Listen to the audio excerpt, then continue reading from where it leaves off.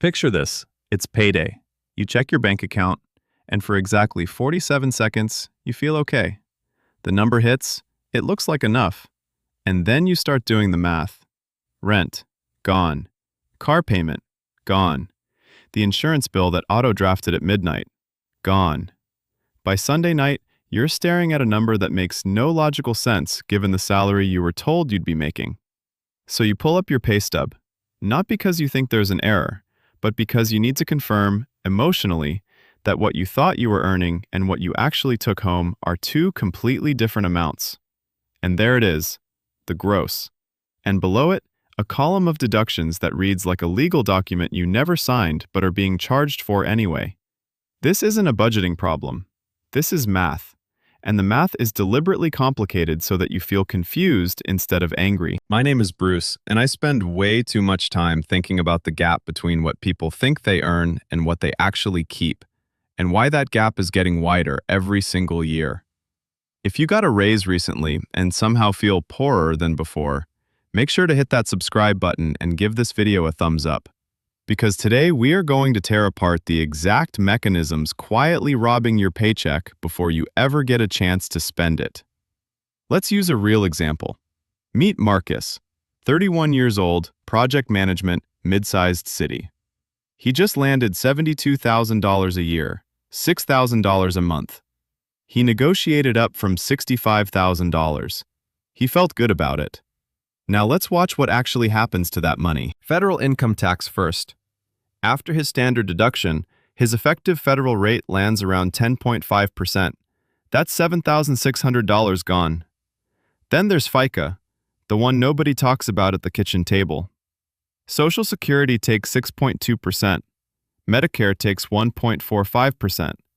On $72,000, that's another $5,508 every single year, $450 a month, gone before he sees it. Then state income tax at 5%, another $3,600. Marcus has now lost $16,700 in taxes alone. His $72,000 salary is $55,300. He is taking home $4,607 a month, not $6,000, $4,600. Before he has paid a single bill. But we are just getting started. His employer covers 60% of health insurance.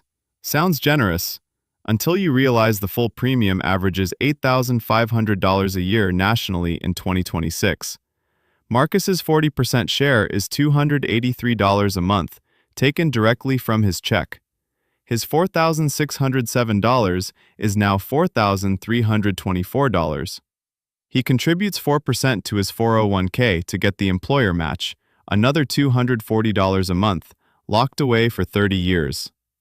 For the purposes of paying rent today, it does not exist. Marcus's real monthly take-home is $4,084. He started with a $72,000 salary. He is living on $49,000 a year. He is keeping 68 cents of every dollar he earns, and we have not touched a single bill yet. Now here is where it gets genuinely dark. Because those deductions are fixed, they do not care that your rent went up 18% since 2021. They do not care that groceries are 30% more expensive than 3 years ago. Your gross went up, your deductions went up proportionally, but the costs your paycheck has to cover went up even faster. This is called bracket creep. In 2022, Marcus was making $60,000. He got a raise to $72,000. Sounds like a win. But here's the reality. The cost of shelter, food, transportation, and utilities has risen 23% since 2020. That means his $60,000 salary needed to become at least $73,800 just to maintain the same purchasing power. He got $72,000 and actually lost ground. And because his nominal income went up, his taxes went up too. Higher bracket, higher FICA contributions, higher insurance share. He took home a smaller percentage of a salary that was already failing to keep up with his actual costs. His raise was not a raise. It was a carefully formatted optical illusion. There is one more layer, the hidden tax on your time. Marcus commutes 3 days a week. When you add gas, parking, and vehicle depreciation, he spends about $380 a month just to physically get to the job that pays him. And the commute eats roughly 240 hours of his life every year.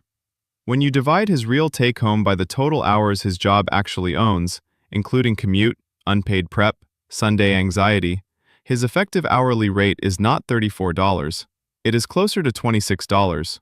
Your salary figure has never, not once, accounted for the hours your job takes without paying you for them. And then there is the grocery store. Because inflation is not just the number the government reports, there is something called shrinkflation. The bag of chips that weighed 16 ounces in 2019 weighs 13 ounces today. Same price, 19% less product. Your yogurt cup, your coffee can, your cereal box, all quietly smaller. The official inflation number does not fully capture this. Your real grocery inflation is closer to 8 or 9% when you account for the silent shrinking of everything inside the packaging.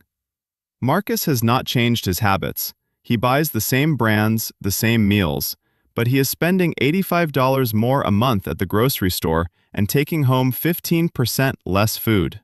The math of his paycheck is losing to the math of his supermarket, and he cannot see either of them clearly because both sets of numbers are designed to obscure what is actually happening.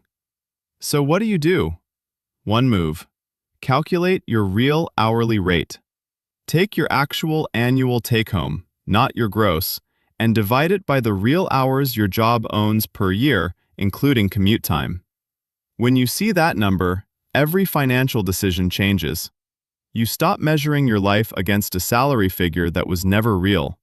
You start measuring it against the actual freedom that number buys you after everyone else has taken their cut. You are not bad with money. The math is just hard to see when it is deliberately designed to be invisible. Now you see it. If this made something click, share it with someone who needs to hear it. Hit that subscribe button because we are going to keep breaking down the hidden equations until we all know exactly what we are actually working with. Thanks for watching, and I'll see you in the next one.